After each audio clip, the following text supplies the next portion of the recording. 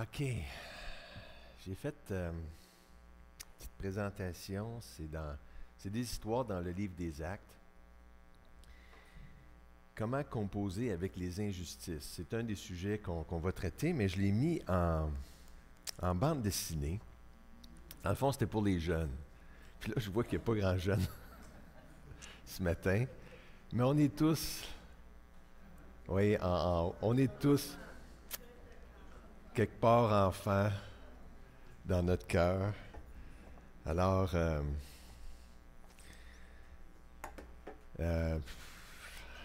prenons ça comme un enfant.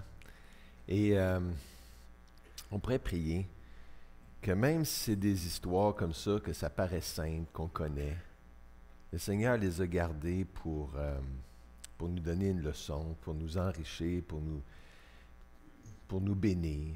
Alors, je vous invite à prier pour que le Seigneur nous parle.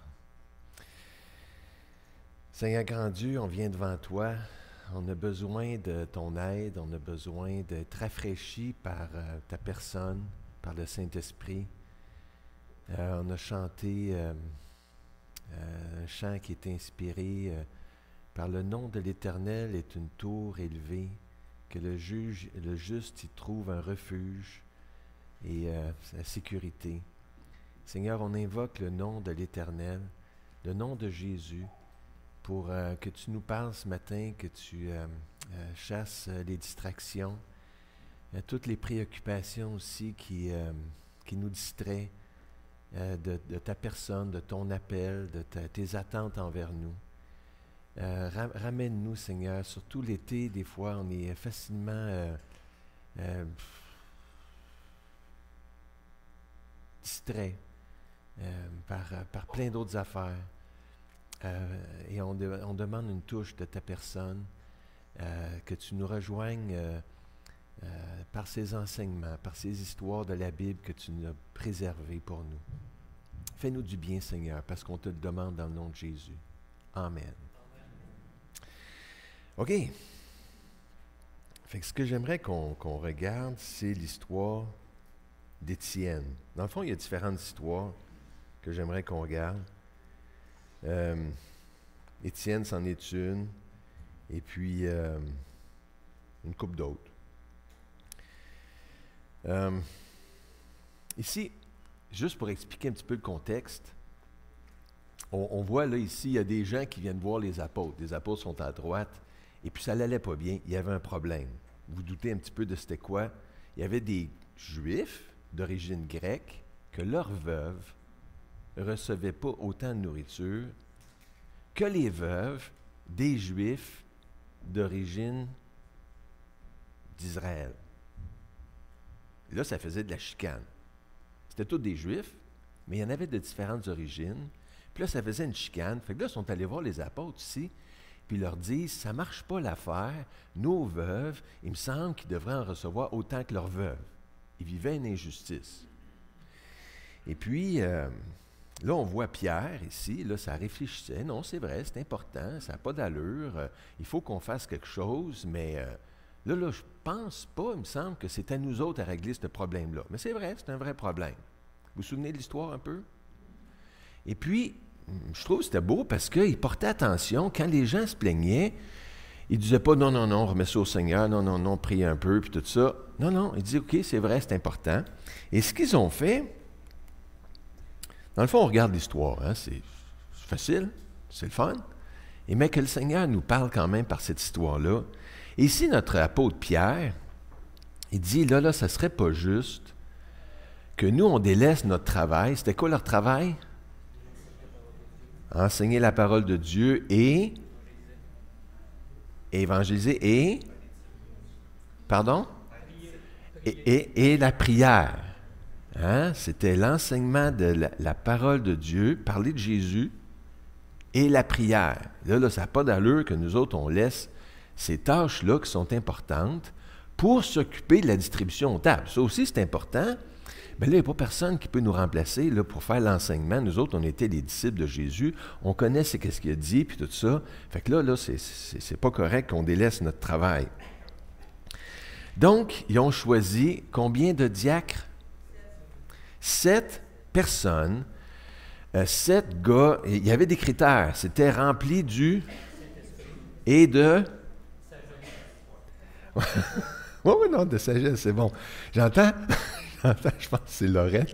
Laurette qui dit les réponses. Gilles les dit à voix haute. C'est Laurette, le cerveau de rien.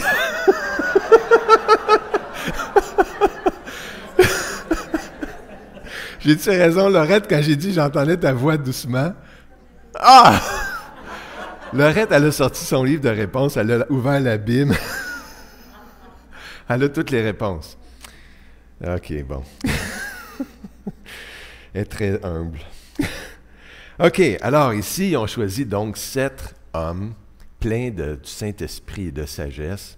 Peut-être qu'on pourrait allumer quelques lumières pour ceux qui veulent suivre dans leur Bible et avoir les réponses. Et là, ils leur ont imposé les mains, ils ont prié pour eux, et puis c'est vraiment 7 personnes spéciales. C'est vrai qu'ils étaient remplis du Saint-Esprit. Et puis là, ça allait bien avec ces gars-là, les problèmes, ça s'arrangeait. Et puis, les gens venaient au Seigneur. Puis là, on voit même des prêtres, des gens parmi les Lévites, qui venaient au Seigneur Jésus et qui croyaient. C'était beau de voir ça. Et ils se faisaient baptiser au nom de Jésus. Ça faisait des progrès. Et là, il est arrivé que notre ami Étienne, c'était un des 7. Hein, il y avait, là, sans regarder le nom des 7, non. Nicanor, Procor, Nicolas, Philippe, oui, c'est vrai, et puis Étienne, puis il y en a d'autres, OK? C'est pas ça qui est important. Mais là, si on parle d'Étienne un petit peu, c'était un gars que vraiment le Seigneur agissait par lui, puis c'était beau de voir ça. Il imposait les mains, il y avait des guérisons, des prodiges qui s'accomplissaient. On voit ici notre paralytique guéri. Là, c'est sûr, ça parlait fort. Les gens disaient « Wow! » Tu sais, le nom du Seigneur Jésus est vraiment comme une tour forte, est vraiment puissant, et vraiment touche les gens. Puis ça touchait les cœurs, c'est sûr. C'était des évidences incroyables. Mais là, il est arrivé des problèmes. Tu avais des Juifs ici, d'autres Juifs, là, ils n'étaient pas grecs eux autres, ils venaient d'Afrique du Nord, à Jérusalem, et ils ont commencé à faire de l'argumenter un petit peu. Eux autres ne croyaient pas que Jésus était ressuscité. Puis là, ça a commencé à faire de la chicane. Mais le Saint-Esprit aidait vraiment Étienne, puis il y avait des réponses pour tout. C'était merveilleux. Il y avait des réponses, il pouvait des répliques, il y en avait des répliques à toutes les objections. Et ça, c'est ce qui était content, eux autres? Pas tout à fait. Ça les fâchait parce que, justement, ils annonçaient avec trop de puissance ce Jésus ressuscité qui peut guérir encore, qui a une puissance, ça les dérangeait énormément. Et qu'est-ce qui est arrivé par la suite? C'est que là, il y a eu des manigances. Ils ont commencé à parler dans le dos et ils ont soudoyé des gens. Soudoyer, c'est comme les payer, les inciter à dire des mauvaises choses contre Étienne. Étienne parle contre Moïse. Étienne parle contre le temple. Étienne, il fait ci. Étienne, il fait ça. Et là, ça a commencé des racontars contre notre ami Étienne. Fait que là, ils ont capturé Étienne. Tu vois, les soldats sont venus, ils l'ont pris. Et puis, ils l'ont amené devant le tribunal, où est-ce qu'on avait les chefs. Et puis, notre ami Étienne était là. Et puis là, il y avait encore, là, les manigances continuaient. Ça continuait à raconter toutes sortes de racontars sur lui, à son sujet. Il parle contre Moïse. Il parle que Jésus, celui de Nazareth, allait venir et puis détruire notre temple et le rebâtir en 3 jours. Voyons donc, ça n'a pas d'allure. Il parle contre nos traditions. Et là, les chefs étaient là, des Juifs, et puis, voyons. Là, tout d'un coup, ils ont dit, c'est-tu vrai ce que tu dis? Puis ils ont vu comme son visage qui brillait, comme celui d'un ange. J'ai jamais vu un ange, mais apparemment, ça brillait. Et là, c'était spécial. Étienne, sais-tu vrai tout ce qu'on dit à ton sujet? Fait que là, Étienne, il part une longue histoire.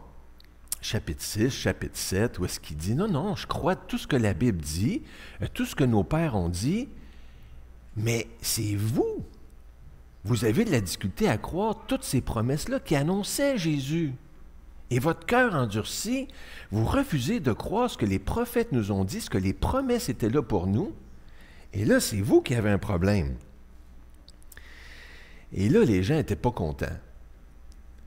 Ils se faisaient accuser de ne pas avoir cru les promesses dans la Bible. Et c'est là que, je ne sais pas pourquoi, mais il y a une vision. Et là, il dit,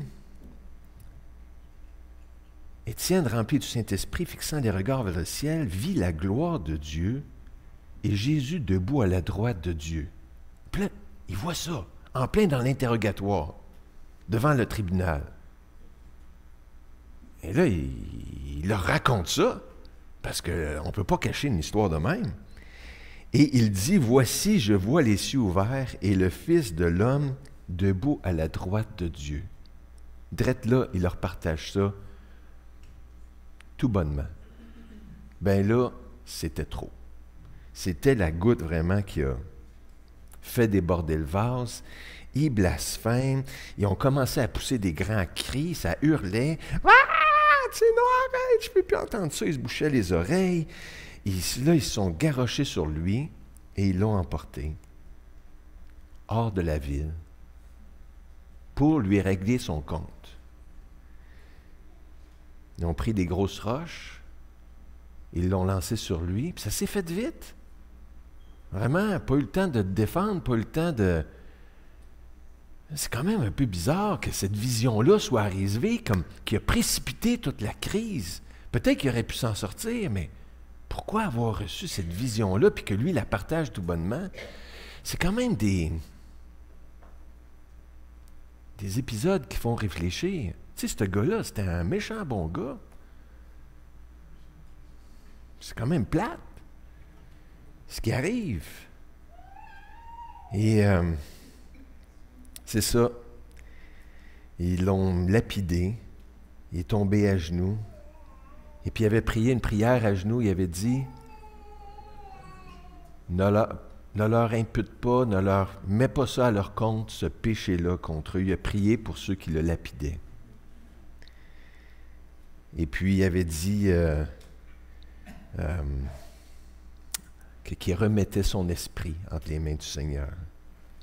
Et c'était le premier martyr chrétien. Ça, c'était l'histoire d'Étienne. Et c'est sûr que ça soulève des questions. Je ne sais pas pour vous, mais tu te dis, c'est quand même plate, tu sais, c'est comme un gaspillage un peu. Pourquoi recevoir une vision qui va mettre sa vie en danger juste à ce moment-là? Il aurait pu la recevoir, sa belle petite vision, avant ou après. Comprenez un petit peu? J'essaie de me poser des questions, c'est pas pour être blasphématoire, mais c'est juste pour méditer un peu sur ça. Non, c'est quand même Dieu qui lui a donné cette vision-là à ce moment-là, parce que c'est ça qu'il fallait. C'est ça qu'il faut comprendre. Et une autre question, pourquoi gaspiller la vie d'Étienne? Tu sais, c'était la jeunesse montante, la nouvelle génération. Et puis, voyons donc, tu sais, tu fais attention, là, c'était un jeune poulain, on pourrait dire, qui allait remplacer les vieux comme Pierre. On ne scrape pas une vie de même. Pourquoi gaspiller sa vie? Est-ce que ça se pose, cette question-là? Il semble que la gestion des ressources humaines faisait défaut dans... On devrait améliorer le traitement de nos employés, de notre personnel. Pourquoi laisser les méchants réussir aussi? C'est une gang de croches. Ils ont fait des manigances, ils sont mis ensemble. Puis c'est ces gens-là qui venaient d'Afrique du Nord, puis ils auraient pu pas les laisser réussir. Voyons, c'est pas juste. Pourquoi décourager les croyants? Et ceux peut-être qui s'intéressaient à Jésus. Là, quand ils ont vu ça, non, Je pense que je vais bien penser à mon affaire. C'est peut-être pas pour moi, ces histoires-là. C'est pas encourageant. Et là, c'est sûr comme de réfléchir, mais il doit y avoir des raisons.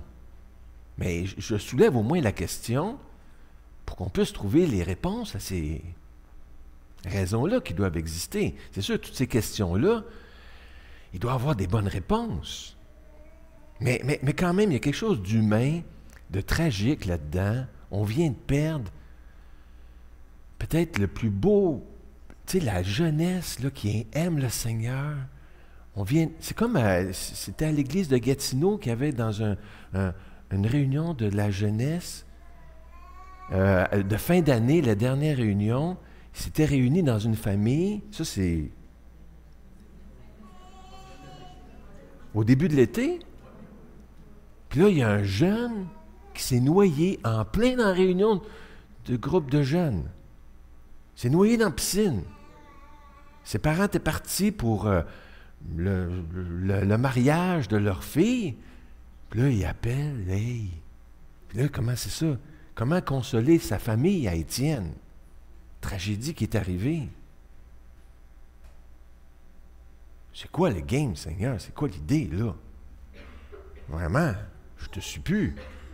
Comme pour ce jeune-là qui décède dans le groupe de jeunes, tu sais, ça laisse plein de questions. Ça nous laisse dérouter. Fait que, mais laissons-nous imprégner par ça parce qu'il doit avoir des bonnes réponses, quand même. Mais c'est heurtant. Laissons-nous heurter, puis ça va nous mettre sur le chemin de trouver des réponses. C'est bon? Et là, l'histoire finit pas là. Ben, tu sais, il y a d'autres histoires. Juste de penser quand même peut-être des petits éléments de réponse, Dieu le sait. Et puis, bon, c'est pas le même contexte dans Matthieu 6, ça dit « Votre Père sait de quoi vous avez besoin avant que vous le lui demandiez. » Juste de dire « Hey, il sait tout. Je sais pas pourquoi, mais lui, il sait. Il sait que ça fait de la peine, ce garçon-là qui est mort dans la piscine, Étienne, qui était une étoile montante de témoignage pour le Seigneur, qui décède. Mais il a eu l'occasion de témoigner aux responsables que Jésus était plus important que la vie.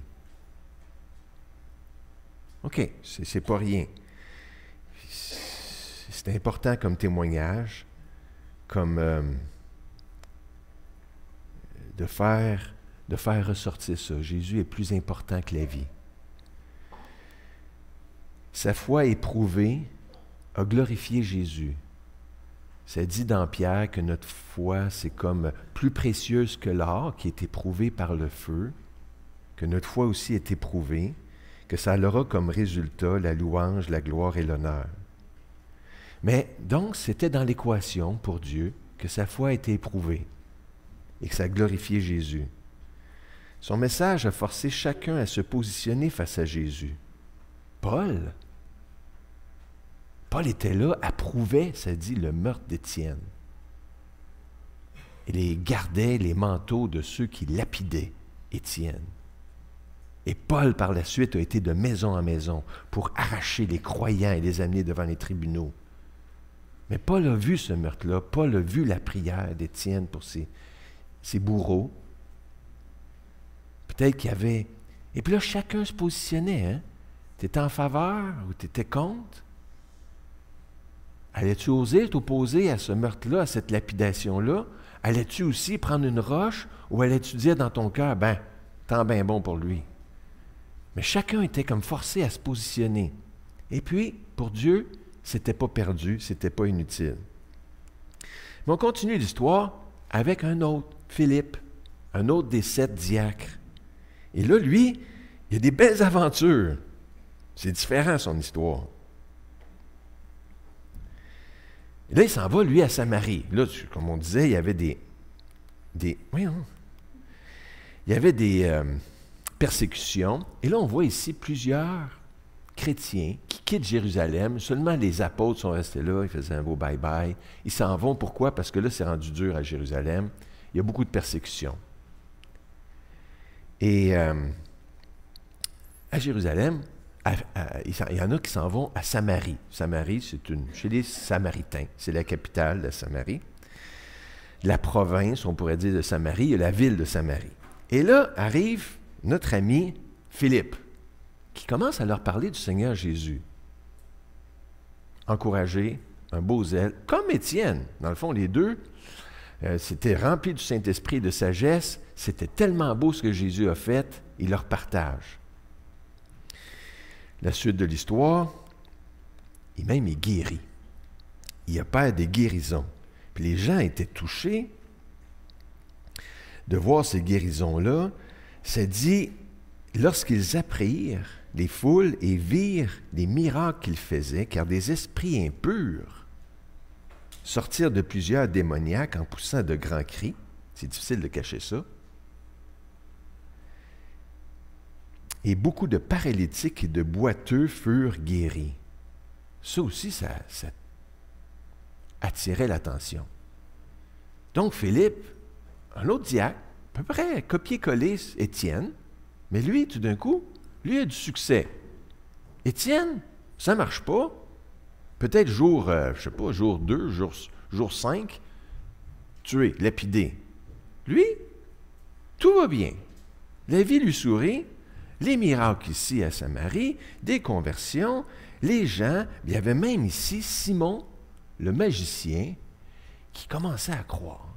Lui, avait aussi épaté le peuple par ses prodiges, mais quand il a vu Philippe, il suivait Philippe pas à pas comme ça pour voir, mais c'est quoi cette puissance-là? Lui, on disait que c'était la grande puissance, mais lui-même a cru en Jésus, s'est fait baptiser, même Simon le magicien.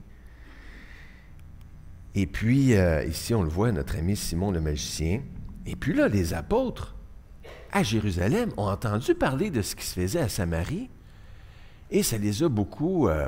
c'est merveilleux, qu'est-ce qui se passe? Ils ont dit, il faut qu'on aille voir ça. Et on voit ici Jean et Pierre qui viennent voir les Samaritains pour voir, checker ça un petit peu, toutes les belles choses qu'on entend, parce que c'était comme pas normal. Avant, tous les croyants, c'était juste des Juifs. Et là, on commençait à avoir des nouveaux qui s'appelaient des Samaritains. Ce n'étaient pas des Juifs.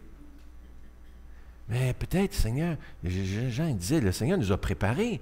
Rappelez-vous, quand il avait été, il fallait qu'il passe par ce village-là, à Sichar. Et là, il voyait la Samaritaine. Et la Samaritaine, ensuite, a parlé à tout son village. Le village est tout venu.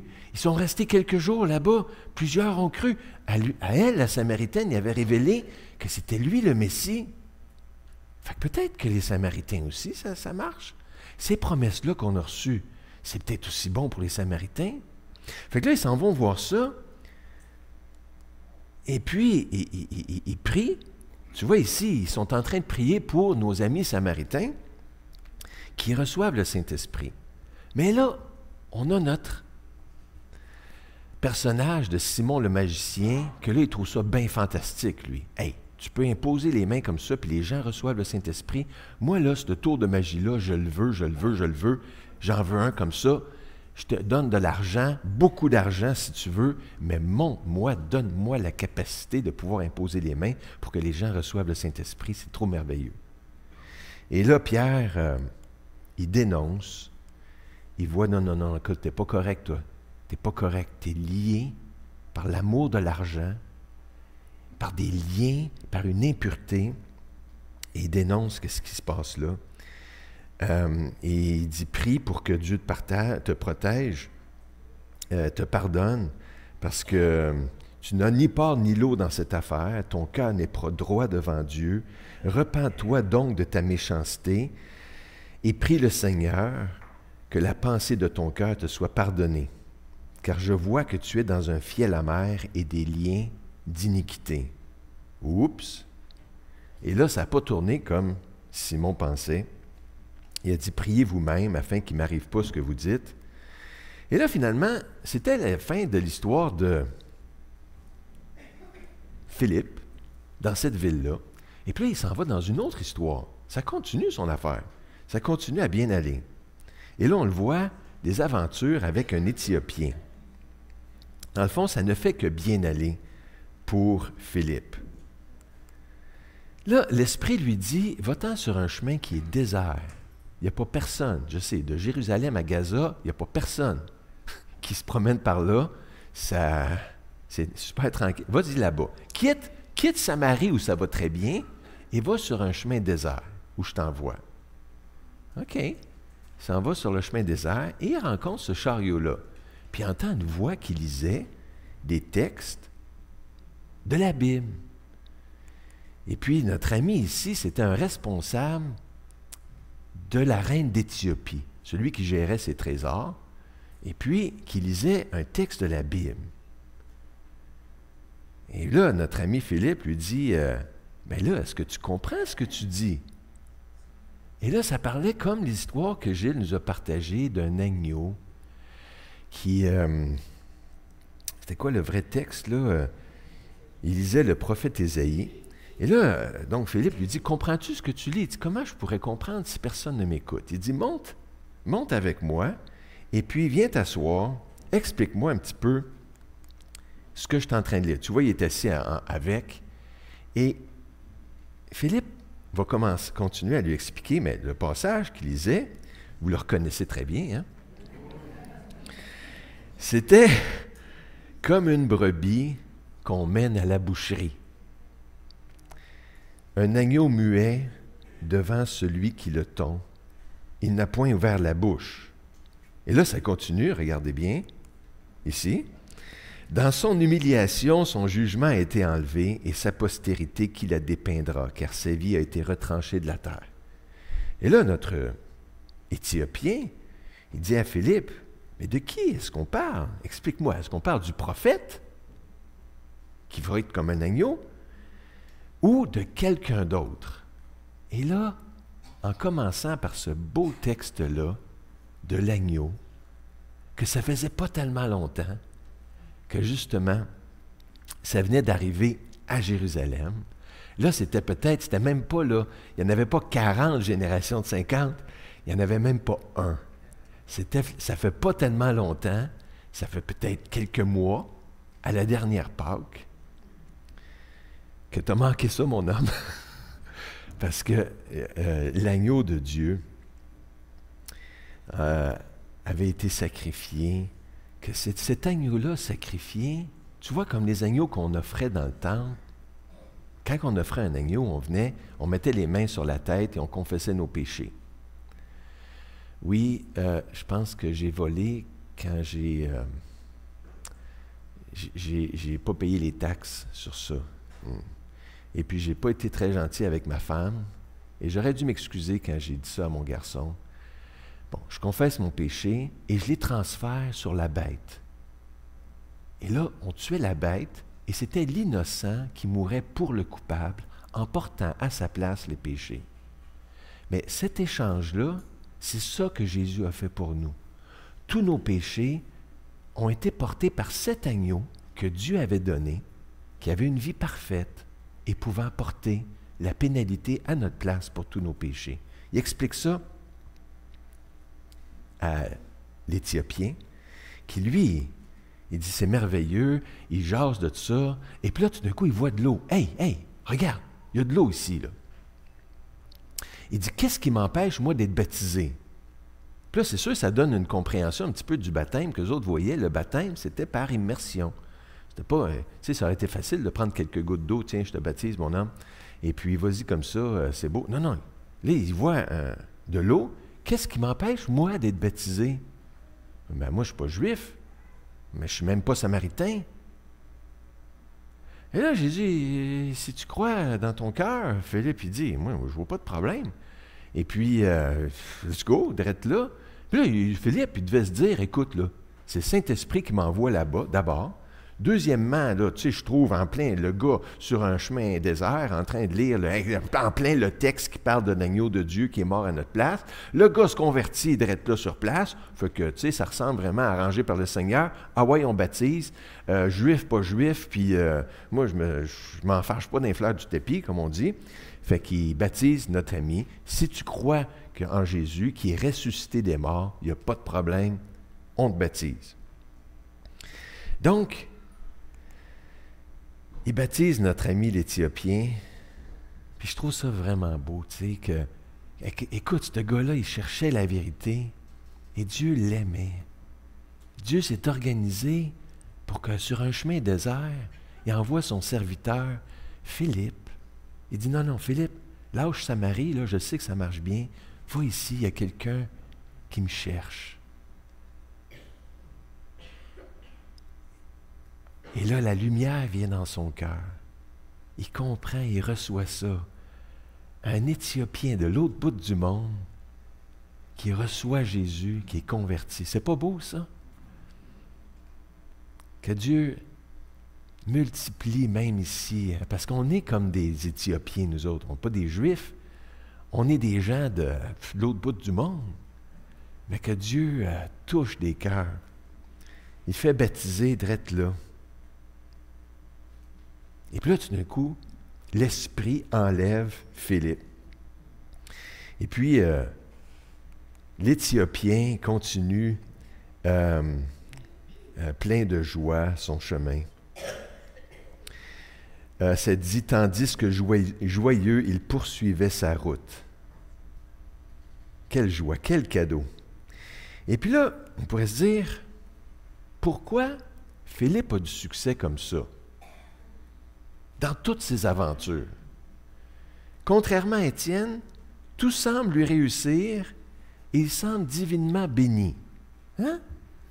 Je sais bien que c'est pas ça la leçon, là, mais on regarde quand même les leçons. Si on n'est pas bête, on se dit, ouais, mais tu sais, il me semble, c'est pas tout à fait équitable. C'est vrai?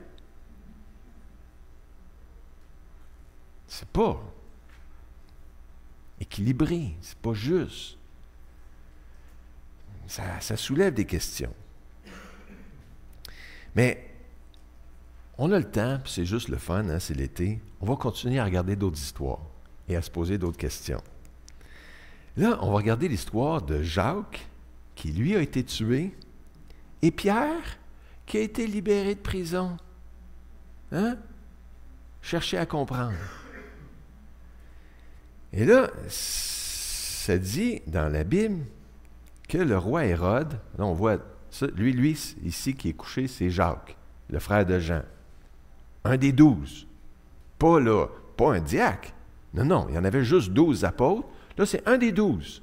Hérode le prend, il se mit à maltraiter quelques membres de l'Église et fit mourir par l'épée Jacques, frère de Jean, sans procession, sans difficulté. Et là, ça fait plaisir aux gens. Les Juifs étaient super contents de voir ça. Et certains chefs juifs, « Hey, Jacques est plus là, un des 12, on continue, on s'en débarrasse. » Fait que là, ils ont fait capturer qui? Pierre. Il dit, lui aussi, c'en est un des 12. Ça a l'air de plaire aux Juifs. On continue. Mais là, c'est pas la même chose. Jacques, lui, il meurt comme ça, mais Pierre, il l'a mis en prison. Et puis, il l'a mis sous escorte, parce que là, lui, il avait des tours de passe-passe. Il était déjà sorti de la prison avant, quand c'était les Juifs qui l'avaient mis en prison. Fait que là, il a mis 4 groupes de 4 soldats postés, puis il y avait des chaînes sur des soldats, dans une prison, devant des gardes, puis il y en avait d'autres gardes, puis d'autres gardes, puis d'autres gardes, des groupes de 4. On ne se laissera pas, on ne se fera pas poigner ce coup-là. Et là, on va le garder, lui, après la Pâque. Et puis, on va faire un petit spectacle. Ça va faire plaisir au peuple juif. On va faire son procès. Et là, donc, ça allait mal. C'était vraiment difficile. Et nos amis chrétiens, nos frères, nos sœurs, s'appriaient intensément pour Pierre. Permets pas ça, Seigneur. Pas l'apôtre Pierre. On a besoin de lui. Pourquoi est-ce que tu ne nous défends pas? Libère-le. Et puis là, ça priait. Ça n'arrêtait pas de prier. Et puis là, il y avait des cellules un peu partout. Et puis là, ça priait intensément pendant plusieurs jours. Je pense que c'était comme peut-être 8 jours. Tu sais, après la fête de la Pâque, ça dure un bon bout de temps, la fête de la Pâque. L'Église ne cessait d'adresser pour lui des prières à Dieu. Et c'est quand même beau de prier comme ça intensément. Quand tout d'un coup, c'était la veille là, ou est-ce qu'il aurait été en jugement? Pendant la nuit, alors que Pierre dormait, l'ange l'a réveillé, ça dit qu'il a donné un coup d'un côte. « Hey, réveille, lève-toi. » Et là, comme ça, les chaînes tombent. Et puis on voit les deux gardes ici, qui, bon, ils dorment, c'est normal, mais ils s'aperçoivent de rien. Et puis l'ange a dit, « Ah ouais, mets tes sandales tout de suite, puis ton manteau. Let's go, on s'en va. » Okay. Il dormait encore. Et puis là, tu vois les autres s'arroupir encore. Ça. Ça devait ronfler, hein? Imagine des gros gars comme ça. Pas moyen de dormir. Surtout quand le lendemain, tu sais ce qui est arrivé à Jacques va probablement t'arriver aussi. Mais lui, il dormait assez solidement. Et là, bon, ça va comme dans un rêve. Ah oui, on se lève. La porte s'ouvre, let's go. Il y avait des 4 qui étaient là. Et puis là, il passe par une autre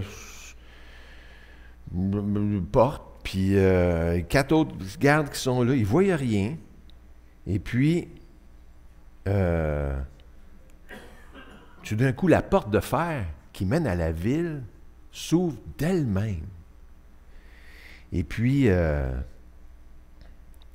l'ange disparaît. Là, il dit, c'est vraiment Dieu qui m'a libéré. Et c'est merveilleux. Gloire à Dieu. Il s'en va, il pense à la maison de Marie, la mère de Marc. Il dit, il y a beaucoup de chrétiens qui sont là, sûrement, là, qui doivent prier pour moi. Je vais aller les voir. Il cogne, puis là, ça raconte comme une gaffe de la fille. Je ne sais pas pourquoi, la pauvre Rod, sa gaffe est... Fait que là, Rod, elle entend la voix de Pierre, elle est toute énervée, puis tout ça, puis elle oublie d'ouvrir la porte. Hein? C'est quand même particulier. Je ne sais pas pourquoi la Bible nous raconte ça. C'est peut-être pour dire, faites-vous-en pas quand vous faites des gaffes. Il y en a d'autres qui en ont fait d'avant. Et puis là, il dit, c'est Pierre, j'ai entendu sa voix. Là, c'est quoi? Eux autres, ils sont super spirituels, c'est sûr. C'est des gars, tu sais. Il dit, t'es folle. Ça doit être son fantôme. Tu sais, il priait pour ça intensément, et puis il n'arrive même pas à croire que Dieu répond à leur prière.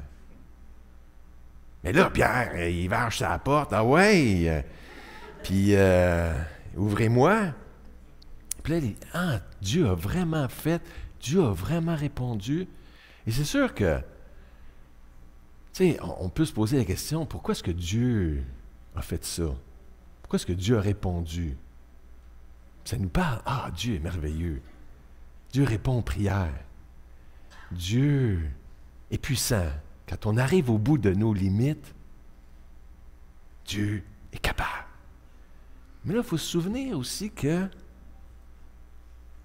il y avait Jacques. Jacques, il est mort. Est-ce qu'on dit que Dieu est en contrôle? Dieu est capable. Dieu dépasse nos limites. Et Dieu répond à nos prières. Oui, mais Jacques est mort. Puis lui, ça va bien. C'est difficile à comprendre. Hein? C'est comme un deuxième exemple de contraste. On a vu 2 diacres, puis là, on voit 2 apôtres. Un, on pourrait dire traitement fiasco. L'autre, traitement royal. Hey, tout est beau. Seigneur est vivant. Puis là, des fois, on focus juste sur les beaux traitements royaux. Dieu répond aux prières, tu vois comme il... Mais on oublie que, des fois, il y a d'autres. Et puis, je pense que le Seigneur veut qu'on sache qu'il est puissant, qu'il est en contrôle, qu'il sait, qu'il répond aux prières. Il veut qu'il sache ça, mais des fois, il veut aussi qu'il sache que, écoute, j'ai mon idée en tête. Fais-moi confiance. Et toi, là, je veux que tu avances par la foi.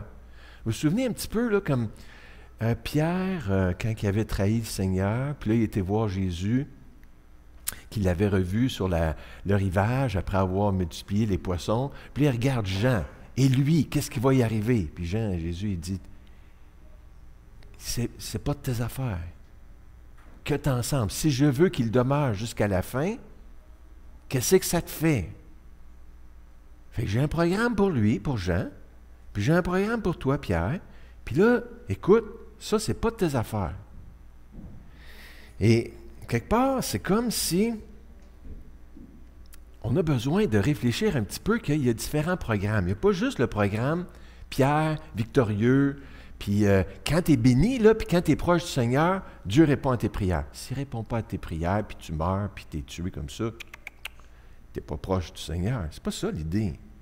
C'est comme s'il nous présente les deux, fidèles, remplis du Saint-Esprit et de sagesse, mais que Dieu peut choisir autrement et qu'on peut avoir aussi des épreuves dans notre vie. Alors, c'est un petit peu pour penser à ce défi-là, que des fois on s'est créé des attentes, comme je disais, que si ça va bien, c'est que Dieu me bénit. Si ça ne va pas bien, ben là, j'ai peut-être un problème. Non, c'est pas ça. Et je pense qu'il faut réviser nos attentes pour adopter tout ce que la Bible nous dit. Et puis, j'aimerais ça qu'on regarde, c'est dans 2 Timothée, chapitre 2, verset 3, où est-ce que Paul il présente 3 images. Paul, tu sais, c'était l'apôtre Seigneur qui parlait à Timothée, un jeune qui commençait, et il lui présente, là, c'est quoi les attentes selon Dieu pour ta vie chrétienne.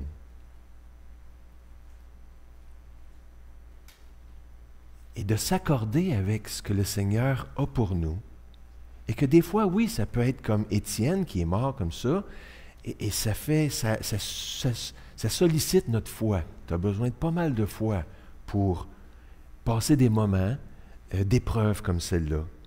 Et Paul disait à Timothée, « Souffre avec moi comme un bon soldat de Jésus-Christ. » Ça devrait faire partie de tes attentes. Puis là, on voit notre gars ici, il passe par des moments durs, où sa foi est éprouvée. Mais il dit ça fait partie du programme. Ça fait partie des attentes possibles, des possibilités pour toi.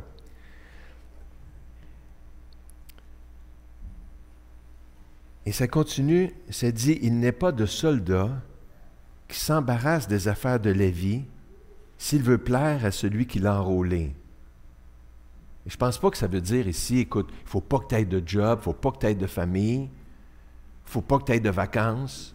Ça, c'est les affaires de la vie, là, il ne faut pas que tu t'en occupes. Non.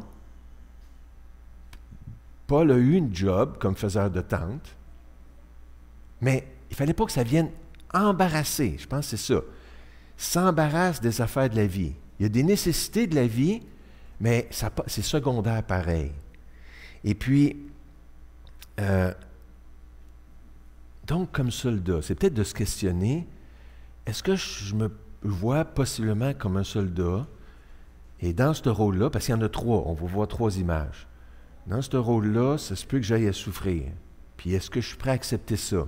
Et de ne pas m'embarrasser des affaires de la vie que peut-être que je perdrais. Ma santé, je pourrais peut-être la perdre. Ceux qui me sont chers, je pourrais peut-être les perdre. Tu vois ici notre ami qui... c'est pas à l'honneur, tu sais, de son régiment, de son chef d'armée, de son général. Qu'est-ce que tu fais là comme soldat? C'est pas ça ta job. J'ai trouvé celle-là un peu comique ici. C'était des soldats américains qui s'amusaient, tu sais, une gang de fous qui jouaient comme s'ils étaient des sorcières là, sur des balais. Ils ont sorti tous les balais. Tu sais, l'affaire de Harry Potter, là. Fait que là, ça niaisait, ça déconnait, tu sais, comme des... Hey, là, t'imagines le général qui rentre. Hey! Tout le monde, là, tu sais, dans vos baraques. Puis inspection tout de suite. Puis non, on niaise pas de même. Là. C'est pas pour ça que je vous ai engagé, puis que je vous paye, puis que... Dans un service, c'est dans l'armée. L'armée américaine. Puis c'est quoi ces niaiseries-là? Puis donc, ils s'embarrassent des affaires de la vie, puis le joke, le fun. Ouais, peut-être qu'il en faut des distractions des fois, mais il donne le ton quand même. Il dit, écoute, tu as cette image-là d'un soldat qui a à souffrir. Rentre ça dans ton équation, parce que ça fait partie de la vie. Puis il continue, « Et l'athlète n'est pas couronné s'il n'a pas combattu suivant les règles. » Puis là, je vais vite un petit peu, mais il y a toutes sortes de règles, de marcher dans la sainteté, dans la justice. Puis c'est comme celui qui veut être ancien, qui soit hospitalier, qui ne soit pas adonné au vin, qui ne soit pas colérique, qui ne soit pas violent. Tu sais, il y avait un tas d'attentes envers nous.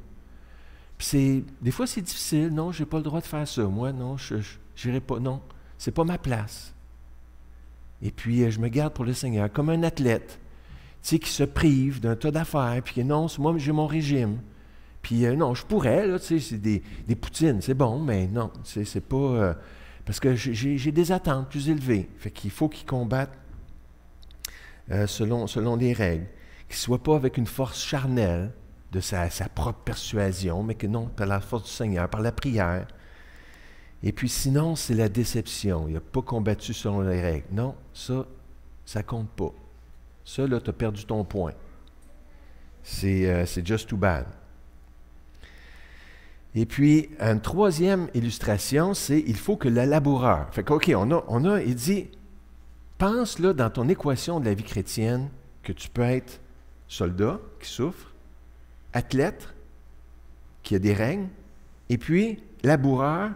Il faut que le laboureur travaille avant de recueillir les fruits. Et puis peut-être que, si on dit Jacques avait plutôt l'option d'un soldat. Lui est mort avec les dangers que ça comporte. Puis Pierre, lui, c'était plutôt la job de laboureur. Parce que c'est long, c'est pas facile. Tu travailles, tu vois pas. Ça pousse, il me semble que ça pousse pas vite. Puis les mauvaises herbes, puis les combats, puis la chaleur, puis tout ça, avant de voir le fruit. Et Pierre, peut-être que c'était un appel dans ce sens-là. Son appel était différent. Et puis, ce que je me disais, il n'y avait pas comme l'option, souffre avec moi comme un soldat de Jésus-Christ. N'aie pas peur de tout ça. Et puis, comme un athlète. Il n'y avait pas comme un touriste. Non, ça, c'était pas une option. Comme un spectateur qui vient à l'église. Non, ça, c'est pas une option. Comme un retraité. Non. C'est comme un soldat, comme un athlète, comme un laboureur. Fait qu'il y a forcément soit la persévérance, soit des règles à rencontrer, ou soit des souffrances, des défis. Sans travail, rien ne pousse à part les mauvaises herbes. Et puis, ce verset-là aussi, comme un laboureur, comme de bons dispensateurs des diverses grâces de Dieu, que chacun, c'est tout le monde, quiconque, chacun, de vous mette au service des autres le don qu'il a reçu. Là, je vais prendre mon petit laser. Chacun mette au service des autres les dons qu'il a reçus. Que chacun de vous mette au service des autres le don qu'il a reçu. Hein? C'est comme le laboureur. Écoute, je peux pas rester à la maison là, pendant qu'on travaille dans le champ. Non, toi aussi dans le champ. Puis d'aller... oui, c'est fait chaud dans le champ, puis des mauvaises herbes, puis c'est fatigant, puis tout ça. Oui, mais c'est ça. C'était comme les trois options. Bien mieux être laboureur que d'être soldat. Mais... Et là, il dit que chacun y mette du sien, que chacun s'emploie. Donc, peu importe, qu'il nous arrive peut-être quelque chose comme Étienne ou quelque chose comme Philippe, de se donner. On a différents appels. Ça peut sembler injuste, incompréhensible pour nous. Le Seigneur le sait. Rendons-lui grâce. Je pense qu'il y avait une joie, Étienne, dans cette grâce-là qu'il y avait de rendre témoignage pour Jésus, même si ça lui amenait la mort. Et la plus grande joie qu'on peut avoir, c'est d'être dans l'endroit où est-ce qu'il nous a donné, de mettre nos dons au service les uns des autres. Je pense qu'on va finir ici. On va prier et puis on va chanter le chant « Béni soit ton nom ».